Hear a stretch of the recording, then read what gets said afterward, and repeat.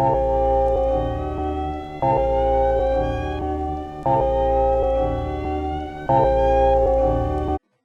nom est Joanne Etu. Je suis musicienne, compositrice, improvisatrice, chef de chorale et chef de l'ensemble Super Musique. Mon nom est Manon Depage. Je suis artiste en art visuel et médiatique. Je travaille en photo, en vidéo, en performance.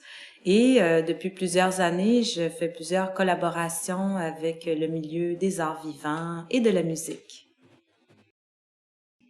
Je suis Cléo Palacio-Quintin. Je suis musicienne, flûtiste, compositrice et artiste visuelle également.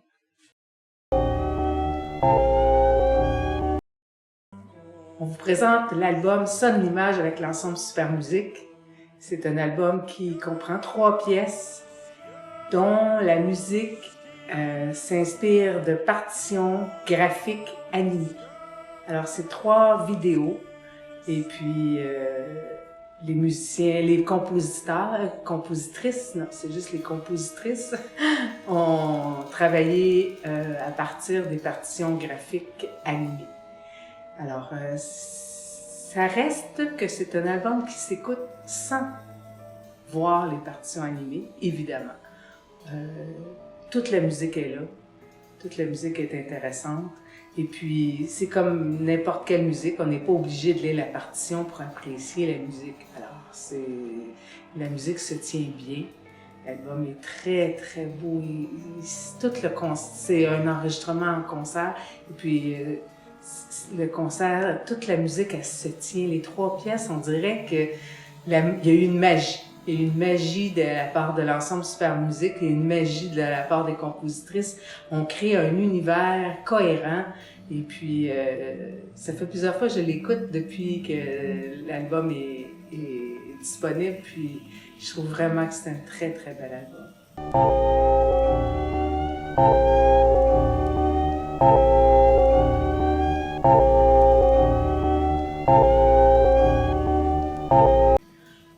J'ai eu la chance de travailler pour ma pièce qui s'appelle La vie de l'esprit avec Manon Depage, avec qui j'avais déjà travaillé quelques années plus tôt pour une pièce qui s'appelait Un geste de la main, qui était aussi une partition animée. Alors, j'ai invité Manon à collaborer et puis on a eu beaucoup de plaisir à concevoir cette partition graphique qui vient... C'est vraiment c'est vraiment comme 2 cerveaux qui passent un dans l'autre. Qu'est-ce que t'en penses? Des vases communicants. Oui, des vases communicants, c'est ça qu'on dit. Alors, tu te souviens-tu comment on a fait ça? Ben, t'es venue à l'atelier. Ouais. Puis, je pense que c'est toi qui avais vraiment dans l'idée de travailler avec l'esprit, le fonctionnement du cerveau, les neurones, les synapses. Puis moi, j'étais déjà en train d'explorer des motifs plus peints sur une surface lumineuse, mais à l'aquarelle, sur une surface mouillée. Donc, ça donnait des images très fluides et en fait assez difficiles à contrôler. Mais ensemble, on a fait beaucoup d'expérimentations, puis on a sélectionné des motifs qui étaient vraiment plus... qui arrivaient à imager finalement la notion de neurones, de synapses, puis toute l'activité de l'esprit puis du cerveau. Donc, essentiellement, je travaille avec une caméra qui est suspendue au-dessus d'une table lumineuse et puis j'interviens en assez gros plan, ce qui veut dire que ma surface d'intervention est très petite, mais mais c'était projeté en très très grand derrière les musiciens sur scène aussi, mais là chaque musicien a son iPad pour suivre la partition en direct. Donc on a pratiqué beaucoup en atelier, mais ensuite j'ai performé en live les différents gestes sur la surface lumineuse, donc ça créait différents tableaux que les musiciens et les musiciennes suivaient en direct. Oui, puis pour les musiciens, c'était vraiment intéressant parce qu'à chaque fois que Manon refaisait les gestes avec sur scène, c'était toujours un peu différent à chaque fois. Donc pour les improvisateurs, C'était vraiment intéressant parce qu'on avait une partition qui était renouvelée à chaque fois, donc beaucoup plus proche justement de l'esprit de l'improvisation comme on le pratique avec l'ensemble Super Musique, plutôt que d'avoir une vidéo fixée toujours identique à chaque représentation. Là, on avait vraiment un moment unique pour chaque tableau que Manon créait en direct.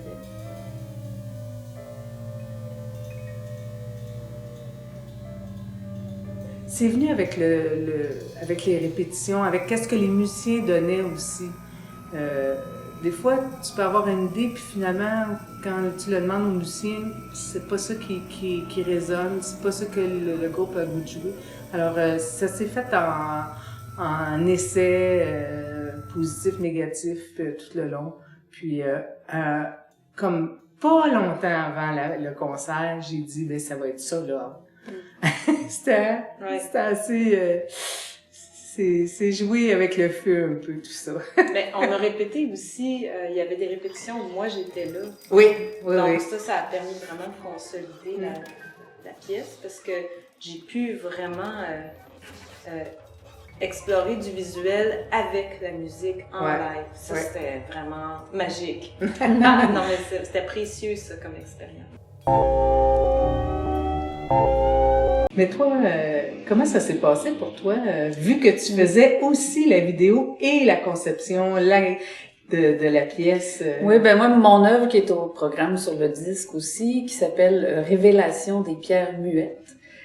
C'est une des premières pièces que j'ai composées dans mon grand cycle d'œuvres Aléas, qui est encore en cours, qui va avoir ultimement une 12aine de pièces. Et celle-ci, je l'ai vraiment conçue au départ à partir d'une seule grande photo panoramique, en fait. Et je me suis inspirée, j'étais en résidence à Banff pendant plusieurs mois. J'ai fait beaucoup de randonnées dans les montagnes, tout ça, et j'ai découvert une nouvelle passion pour la géologie et pour les pierres, parce qu'il y a tellement des paysages et des trucs fabuleux, là, des montagnes extraordinaires et beaucoup de types de roches. Et un géologue que j'ai rencontré à Banff aussi, qui m'a vraiment donné la piqûre de la géologie en m'expliquant d'où toutes ces pierres-là venaient, puis comment, en prenant une roche, lui pouvait dire « Ah ben ça, c'est une roche qui a été formée dans le fond d'un océan il y a tant de milliards d'années », ou juste la composition de la roche permet de savoir en fait tout ce que cette roche-là a vécu pour devenir comme ça. Puis ça m'a fascinée. Et donc, dans mes grandes randonnées, une des plus hautes que j'ai faites, en fait, là, je pense que j'étais à près de 2800 mètres d'altitude quand j'ai trouvé une espèce de mur de roche, mais qui était particulier parce qu'il y avait plusieurs strates différentes. Donc, parfois presque un mur, mais qui était craquelé. Ensuite, des morceaux vraiment de grosses roches. Puis à d'autres endroits, c'était vraiment de la petite pierre fine. Mais c'était comme superposé en couches, mais qui était devenu un mur au lieu d'être... ça devait ultimement, au départ en fait, devait être le fond d'un océan, mais qui a grandi avec les rocheuses. Et donc, je trouvais ça vraiment magnifique. Ça avait l'air pas vrai tellement que les couches étaient différentes, mais collées une à côté de l'autre. Puis là, j'ai fait une grande photo panoramique de ça pour avoir justement un aperçu de plusieurs couches une à côté de l'autre. Et pour moi, ça m'interpellait justement ces textures différentes-là de roches, ça m'interpellait des sons. Donc là, j'ai imaginé, genre, mais ça va devenir une partition. Donc en fait, moi, contrairement à la pièce de Joanne où c'était fluide et que ça changeait, cette partition-là, moi, c'est une vidéo fixe complètement.